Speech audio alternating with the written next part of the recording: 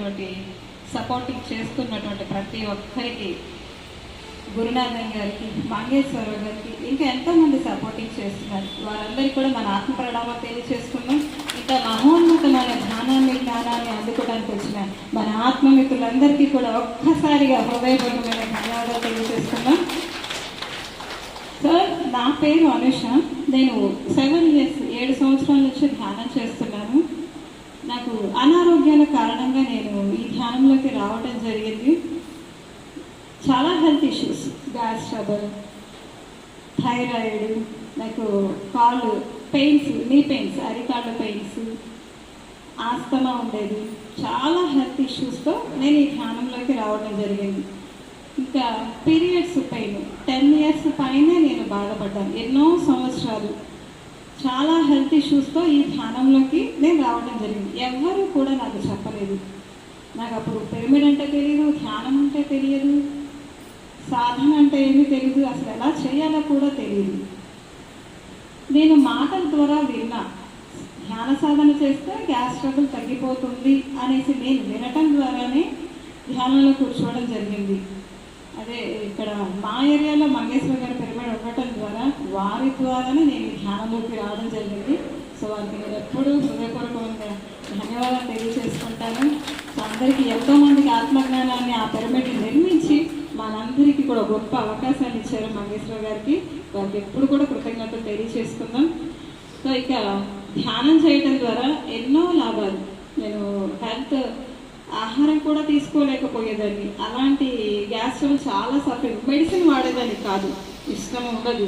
So దీని ద్వారా ఏమవుతుందంటే వీటన్నిటి నుంచి మన జీవితంలో మరి నాకు మెడిసిన్ వద్దు, మరి హెల్త్ క్లియర్ అవ్వాలి. ఎలా క్లియర్ అవ్వాలి, ఏం చేయాలి, నాకు ఒక మార్గం చూపిస్తే బాగుండు అనుకున్నా. వెంటనే ధ్యాన సాధన తెలియటం జరిగింది.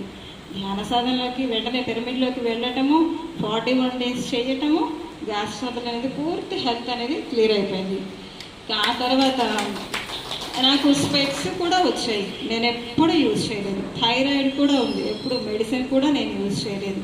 కానీ అన్నీ ఏ హెల్త్ ఇష్యూ, మళ్ళీ ఒక పెయిన్ కానీ వాటి వల్ల నాకు ఒక నొప్పి కానీ సఫర్ కానీ ఇబ్బంది కానీ ఎప్పుడూ రాలా. మెడిసిన్ వేసుకోలేదు, వాటికి నొప్పి అదొకటి నా శరీరంలో ఉన్నవి అనే విషయం కూడా నాకు తెలిసేది కాదు. సో ధ్యాన సాధనలో 41 రోజులు ఎప్పుడైతే పిరమిడ్లో కూర్చున్నానో పిరమిడ్ శక్తి అమోఘంగా పనిచేసింది. మనం ఇక్కడ పిరమిడ్ గురించి ఒకటి తెలుసుకుందాము. పిరమిడ్ దాంట్లో ఉన్నటువంటి ప్రపంచంలో ఉన్న శక్తిని అంతా కూడా పిరమిడ్లోకి ఆ శక్తిని కేంద్రీకృతం చేస్తుంది. దాని ద్వారా మనం పిరమిడ్లో కూర్చొని సాధన చేయటం ద్వారా ఎన్నో రకాల హెల్త్ ఇష్యూస్ క్లియర్ అవుతాయి. వీళ్ళలో ప్రతి ఒక్కరూ కూడా పిరమిడ్ని కట్టించుకోవాలి. లేదంటే 2x2 పిరమిడ్ అనేసి మనం పెట్టుకోవచ్చు. ఈ 2x2 పిరమిడ్ని యూజ్ చేయడం ద్వారా కూడా మన చుట్టూ 12 అడుగుల వరకు కూడా ధ్యాన శక్తి నిరంతరం ప్రసరిస్తూ ఉంటుంది. 12x12 పిరమిడ్ని యూజ్ చేయడం ద్వారా మనం ఆ కన్స్ట్రక్షన్ మన చుట్టూ ఉన్న 144 అడుగుల వరకు కూడా ఎనర్జీ నిత్యము ప్రసరిస్తూనే ఉంటుంది. అందుకని పిరమిడ్ శక్తి, అద్భుత శక్తి అనేది ఈ ధ్యాన స్థితిలోకి త్వరగా మనము ఉన్నతంగా చేరుకోవడానికి మన పత్రిజీ గారు మనకు గొప్ప సదవకాశాన్ని, పిరమిడ్ శక్తిని మనకు అందించడం జరిగింది. మన ఆత్మస్థితిని తెలుసుకోవడానికి, భౌతిక జీవితాన్ని ఆనందంగా పొందడానికి, ఆధ్యాత్మిక ప్రయాణంలో ముందుకు వెళ్ళడానికి పిరమిడ్ శక్తి చాలా అద్భుతంగా సహకరిస్తుంది. సో మనమందరం కూడా ఆ పిరమిడ్ని చాలా అద్భుతంగా యూజ్ చేసుకున్నాము. ఇక మనము ఈ దేహము అసలు ఎవరిచ్చారు, ఎలా ఇచ్చారు, దీని నిర్మాణం ఎలా జరిగింది, మానవ శరీరం గురించి మనము తెలుసుకోవాలి. ఎందుకంటే దాని విలువ తెలియక శరీరాన్ని అనారోగ్యాల రూపంలో మనం జన్మ తీసుకునేటప్పుడు ఈ ఆర్గాన్స్ కానీ అవయవాలు కానీ శరీరాలు ఎంత స్వచ్ఛంగా నిర్మలంగా మనం ఈ దేహాన్ని తీసుకున్నాం. కానీ ఆ భగవంతుడు, ఆ పరమాత్ముడు ఇచ్చిన దేహాన్ని మళ్ళీ తిరిగి ఆయనకి ఇచ్చేటప్పుడు ఎటువంటి విధంగా ఈ శరీరాన్ని మనం అందజేస్తున్నాము, రకరకాల ఆహారాలతో, రకరకాల వ్యర్థ పదార్థాలతో, మాటలతో, ఆలోచనలతో ఈ దేహాన్ని మనం కల్మషం చేస్తున్నాము. సో ముందు దేహం యొక్క విలువ తెలియాలి. దాని యొక్క విలువ తెలిసినప్పుడు మనం ఈ ఆరోగ్యాన్ని సంపూర్ణ ఆరోగ్యంగా మనం ఉంచుకోగలుగుతాం. మన శరీరము 7 శరీరాలతో నిర్మితమై ఉంటుంది. ఇది భౌతిక శరీరము, ప్రాణమయ శరీరము, మనోమయ ఎథరిక్ శరీరము, మనోమయ శరీరం, కారణమయ శరీరం. ఇంకా మనకి ఆనందమయ కోసం, విశ్వమయ కోసం, ఆఖరిది నిర్వాణం. ఇది ముక్తి పొందే స్థితి నిర్వాణ శరీరం.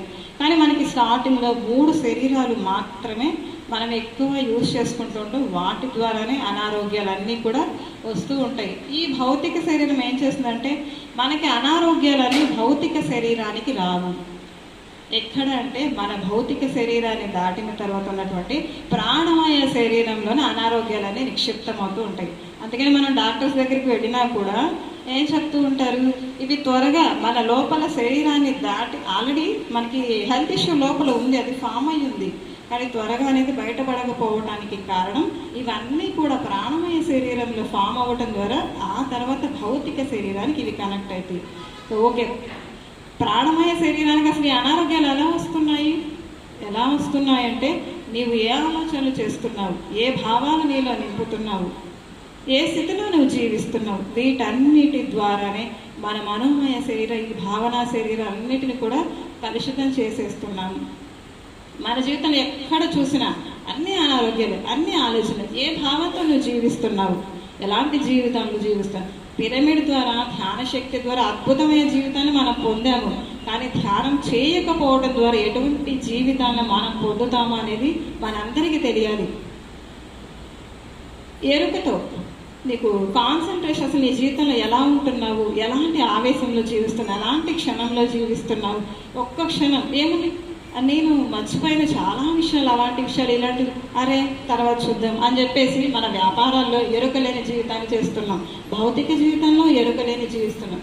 ఎరుక అనేది కనుక ఉంటే సరైన నిర్ణయాలు తీసుకుంటాం, సరైన ఆలోచన చేస్తాము, సరైనటువంటి అద్భుతమైనటువంటి జీవితం మన ముందుకు వస్తూ ఉంటుంది. ఇక్కడ మనకి ఎరుకలేని జీవితం ఎలా జరుగుతుందంటే మనది చాలా చిన్నదిగా అనుకుంటాం, కానీ ఎరుకలేని జీవితం మన జీవితాన్ని, ఈ భౌతిక జన్మని, ఈ శరీరాన్ని ఎంత అతలాకుతలం చేస్తుందంటే దాని విలువ మనం తెలుసుకోవాలి ఫ్రెండ్స్.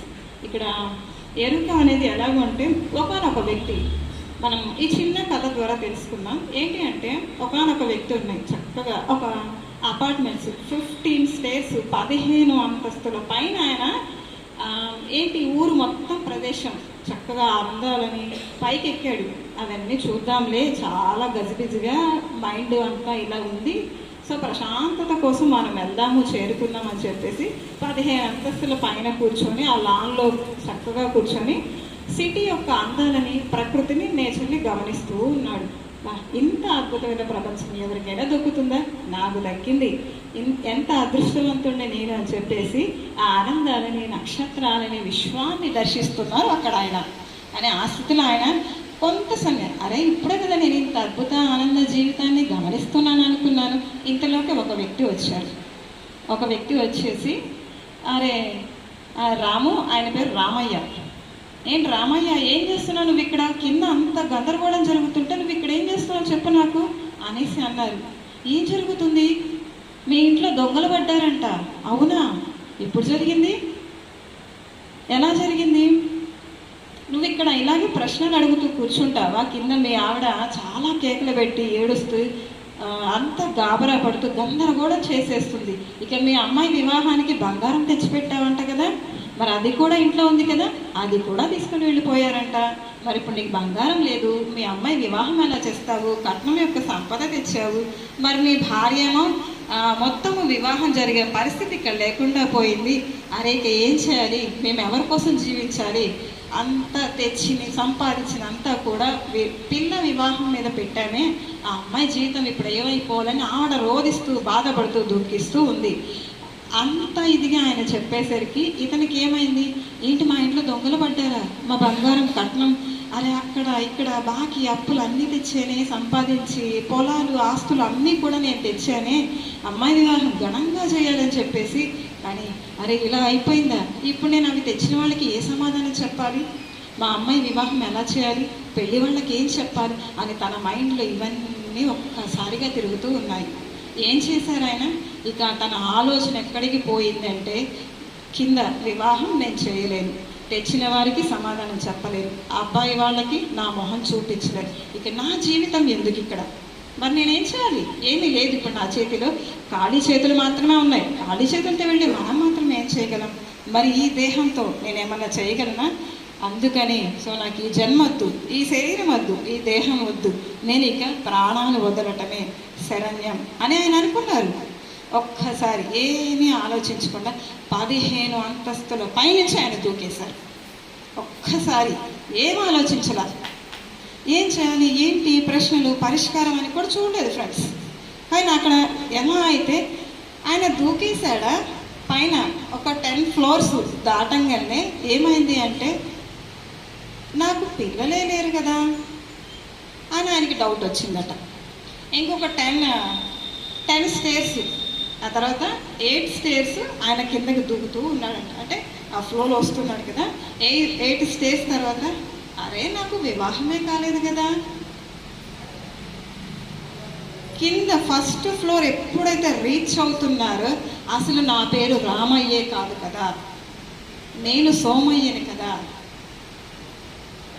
నాకు వివాహం కాల, పిల్లలు లేరు, పెళ్ళి కాలేదు, మరి నేను రామయ్యని కాదు. ఏమైంది, నేల మీద పడ్డాడు. తన శ్వాసలోని ప్రాణం విశ్వంలోకి చేరుకుంది. చూసారా ఫ్రెండ్స్, ఒక్క ఎరుకతో తను తీసుకున్నటువంటి నిర్ణయం తన జీవితాన్ని మార్చేసింది. ఎలాంటి మరణాన్ని పొందాడో చూడండి. ఒక్క క్షణం ఆవేశంలో ఆలోచన లేకుండా జీవితం ద్వారా ఎలాంటి జీవితం మనందరం పొందుతున్నాం. మనమే ఇప్పుడు, అతనే కాదు, అందరూ అదే జీవితంలో ఉన్నారు. మరి తాను ఒక్కసారి ఆలోచించాలి కదా.